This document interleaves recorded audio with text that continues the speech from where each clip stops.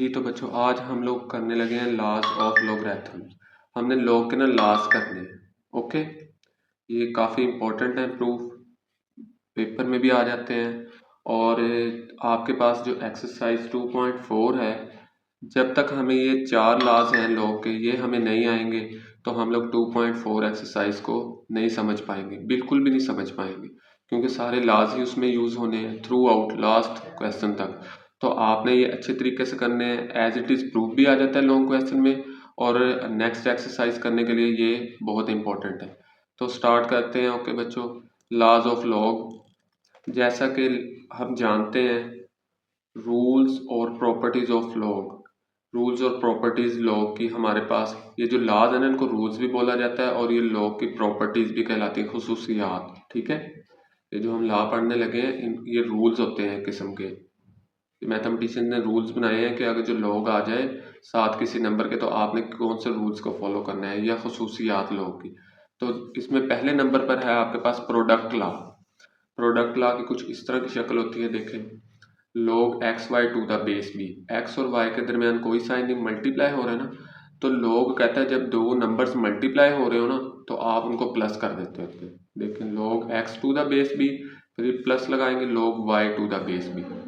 तो ये हमने करना है प्रूफ।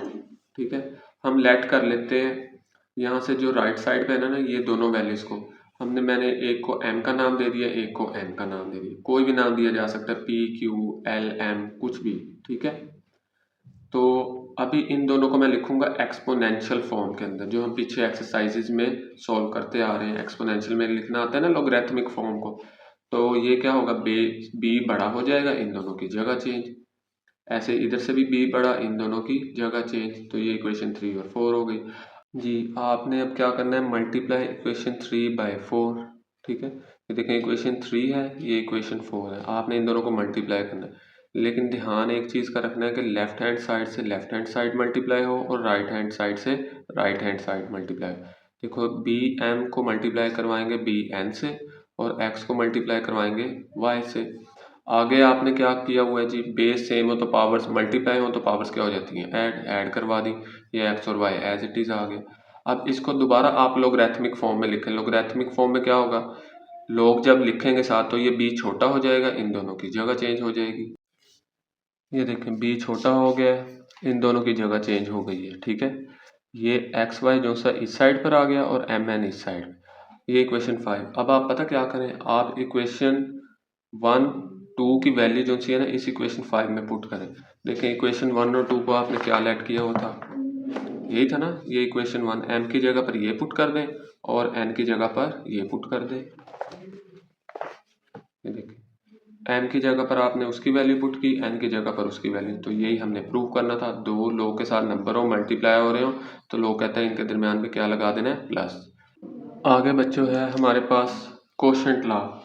कोशेंट लॉ में देखें आपके पास दो नंबर्स अगर डिवाइड हो रहे हो ना तो लोग कहता है कि इन दोनों के दरमियान माइनस लगा देते हैं। ठीक है, log x to the base b minus log y to the base b, इसको प्रूव करना है।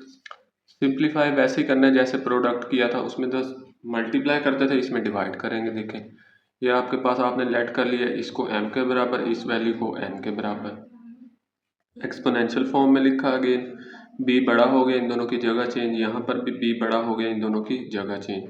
अब वो प्रोडक्ट था तो उसमें मल्टीप्लाई करवाया था, ये डिवाइड है, कोशेंट लॉ है ना। ठीक है, तो इसमें डिवाइड करवाएंगे। इक्वेशन 3 को और 4 को क्या कर देंगे, डिवाइड, लेकिन ध्यान रखेंगे लेफ्ट से लेफ्ट डिवाइड होगी और राइट साइड से राइट साइड डिवाइड होगी। ओके, ये देखें लेफ्ट से लेफ्ट डिवाइड, राइट से राइट डिवाइड हो गई।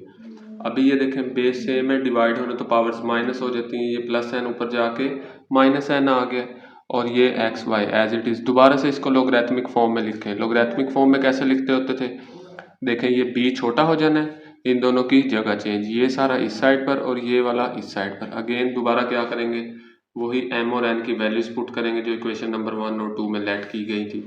ये देखें हमने दोबारा से एम की वैल्यू लिख दी, एन की वैल्यू लिख दी, तो ये प्रूफ हो गया। ओके, थर्ड लॉ है बच्चों हमारे पास पावर लॉ। ये आपके पास log x to the base b, ये पावर इसकी n है। ठीक है, log x की पावर क्या है, n to the base b। अब लोग कहते हैं कि कोई भी चीज़ अगर मेरे साथ पावर में आ जाए ना तो आपने शुरू में लिख देनी है। ये हमने प्रूव करना है। ये देखें, आप क्या करें, ये जो नंबर है ना और ये वाला, इसको ना आपने लेट कर लेना, एन को छोड़ दें, इस वाले को आप नाम दे दें बी का, इस वाले को नाम दे दें क्यू का। ओके, दोबारा दोनों को एक्सपोनेंशियल फॉर्म में लिखा, आपको पता है। अब यहाँ से ये जो आया ना, कोई इक्वेशन 1 और 2 का नाम दिया ना, इस इक्वेशन नंबर 2 को उठा के ना 1 में पुट कर दें, यानी x की जगह पर b की पावर q पुट करनी है आपने। ये देखें, यहाँ पर x है, इसकी जगह पर b की पावर q। अब हमें पता है पावर की पावर क्या हो जाती है, मल्टीप्लाई। अब बेसिस इक्वल है तो पावर्स भी इक्वल हो सकती हैं, तो p is equal to q है ना, आ गया ये इक्वेशन 3। अब आप क्या करें, p और q की वैल्यू उठा के इक्वेशन नंबर 3 में पुट कर दें। p और q की वैल्यू वही है जो आपने लेट की हुई थी ऊपर। ये देखें, ये p की वैल्यू, ये q की वैल्यू, सही। आपने क्या करना है, इक्वेशन 3 में पुट कर देनी, ये p और q की वैल्यू, ये p की वैल्यू पुट हो गई, ये q की हो गई। ये देखें, अब ये हमने लिख दी है वैल्यूज p की और q की। अभी क्या करना है, आपने जस्ट n को शुरू में लिख देना है और ये आपके पास प्रूव हो गया। लास्ट है इसका चेंज ऑफ बेस लॉ, यानी बेस चेंज हो जाती है। ये आपके पास क्या नाम है, लॉ है, log x to the base b। यहाँ पर देखें log x to the base a log b to the base a। यहाँ पर बेस b थी लेकिन चेंज होकर बेस a में कन्वर्ट हो गई है।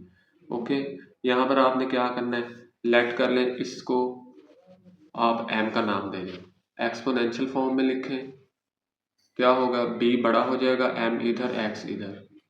अभी आपने क्या करना है, आपके पास इधर log to the base a था, ऐसे यही चाहिए ना हमें, तो आप क्या करें, टेकिंग log ले लें विद बेस a, जिसकी बेस क्या हो, a हो। ठीक है, दोनों साइड्स पे ना इसके log ले लें बेस a के साथ। तो ठीक है, हमने इस साइड पर भी log ले लिया बेस a के साथ, इस साइड पर भी log ले लिया बेस a के साथ। अभी हमने पढ़ा है पीछे पावर ला, पावर ला क्या कहता है, वो कहता है कोई भी चीज़ पावर में हो तो वो कहाँ पे आ जाती है, शुरू में, तो लिख दिया। अभी हमें क्या, ये वाली चीज़ इधर मल्टीप्लाई हो रही है, उस साइड पे जाके सारी क्या हो जाएगी, डिवाइड। अब अगेन जस्ट m की जगह उसकी वैल्यू पुट कर देंगे। m की वैल्यू क्या थी, ये देखें, m log x to the base b, तो यहाँ पर हमने m की जगह पर log x to the base b put कर दिया और ये हमारा change of base law prove हो गया। बच्चों ये 4 लॉ थे, ये आप लोगों ने अच्छे तरीके से इसको कर लेना है, ठीक है, क्योंकि अगर ये आपको लॉ अच्छे तरीके से नहीं आएंगे तो हमारी एक्सरसाइज जो है ना 2.4 उसकी आपको समझ नहीं लगेगी। ठीक है बच्चे, ओके, अल्लाह हाफिज़।